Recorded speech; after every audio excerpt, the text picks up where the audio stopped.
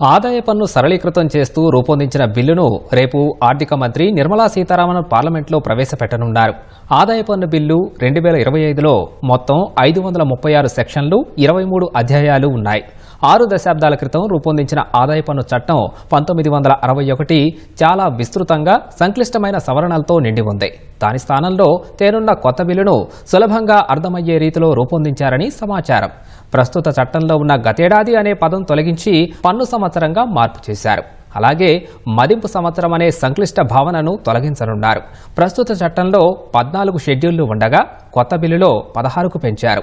అధ్యాయాలను 23గానే కొనసాగించారు. మొత్తం బిల్లులో పేజీలను 622కు పరిమితం చేశారు. సెక్షన్లు పెంచడం వల్ల పన్ను యంత్రాంగం మరింత నిర్మాణాత్మకంగా పనిచేసేందుకు, ఆధునిక విధానాలను చేర్చేందుకు, డిజిటల్ గవర్నెన్స్కు ఉపయోగపడుతుందని నిపుణులు చెబుతున్నారు.